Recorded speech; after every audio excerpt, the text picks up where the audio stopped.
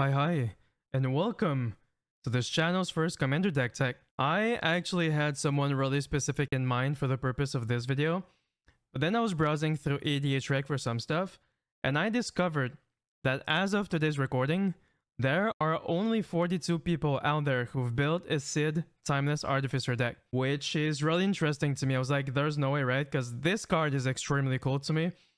So that's why I decided to take it upon my hands to showcase on this channel's first video, Sid Timeless Artificer. Let's get to it.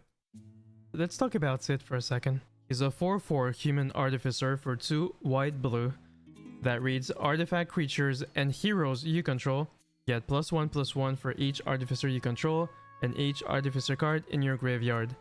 The deck can have any number of cards named Sid Timeless Artificer, and you can cycle him for a white and a blue. You could potentially build him a few different ways.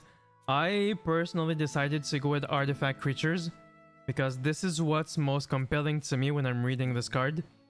And before we jump into it, I did leave a link to the deck list in the description below, but I'm also going to have the deck list show up on screen just so you have a small preview of what stuff we're going to be talking about in the next couple of minutes.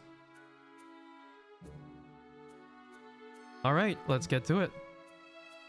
As I mentioned in the intro, this is an artifact creature deck, and we're gonna need a lot of them, which is why I have plenty of artifact token makers to make sure our ranks always stay full. Among them we have Sai Master Topterist, Mearsmith, and Otek Motherweaver, who are all amazing for both being artificers and pretty good creature makers. In a similar fashion, we have Efficient Construction, Mirrodin Besieged, and Ethereum Spinner, who are also going to give us artifact tokens based on cast triggers. Mirrodin Besieged technically has another win con, but this is not really going to be relevant. To finish with our token generators, we have Sharding Sphinx, which is an extremely good one that is going to make us artifact creature tokens whenever we hit someone with an artifact creature. Threefold Thunderhawk is a really funny one, because when it enters or attacks, it's going to make a number of gnomes equal to its power. And with Sid's ability, every artificer we have is going to boost that number up. And we have Stridehanger Automaton, which isn't a token maker by itself, but it does have a pretty good replacement ability. Now, of course, our deck isn't simply built with token generators. We also have other mix of artifact creatures and artificers. We have Maskwood Nexus, which in this deck is pretty much a Crater Hoof, because every token we have is going to see itself as an artificer. Guidelight Synergist, which is an artificer that could potentially punch for a lot. Whirler Rogue, which is an artificer and also an all-star in any kind of artifact decks. Master Transmuter is also interesting because it is an artificer that could potentially replace an artifact token we have with another one from our hand. Kappa Cannoneer is an extremely good artifact creature that comes with evasion. Dance of the Months, which is a pretty good way to return artifacts from our graveyard to the battlefield. Chief Engineer is an artificer that is going to make it easier for us to cast artifact spells. Urza Prince of Krug, which is one of the most iconic artificers in Magic lore, that is able to boost our artifact creatures and also make copies of them.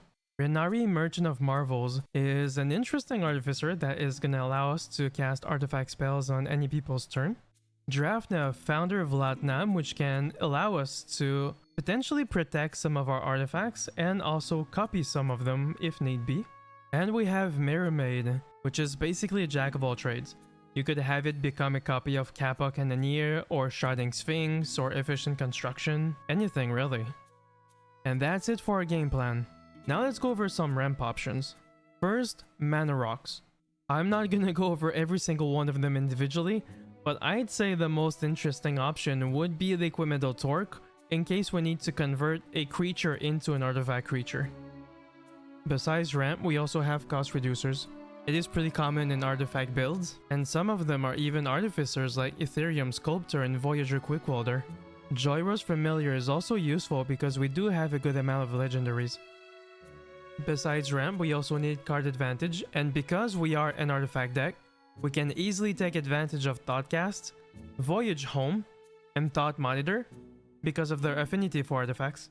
We also have Thopter Spy Network and Research Thief, who are extremely good at making us draw cards whenever an artifact creature deals combat damage to a player. And we also have some enters and leave the battlefield's card draw triggers, like Luciel Clockwork Scholar that is also an Artificer, that makes us draw once per turn a card when an artifact creature enters battlefield. Aftershock works in a similar fashion, except this one is when an artifact creature leaves the battlefield. And Transplant Theorist that can also make us salute whenever an artifact enters the battlefield. And they become great when we have the ability to cast stuff at flash speed and make tokens on other people's turns.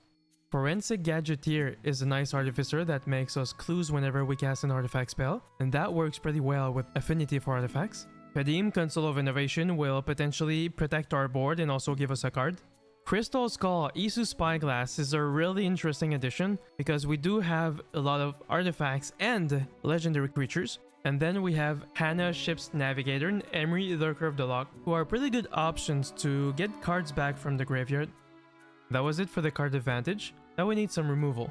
We do have some classics like Path to Exile, Swords to Plowshares, Reality Shift, and Generous Gift. I added Lauren of the Third Path because she is an Artificer that can blow stuff up, Dispatch because of its Metalcraft, and White Auracite, which is a new card that can exile something and tap for mana. We have some counter spells because we are in the right colors for that, and Axis the Knight, which is also a token maker.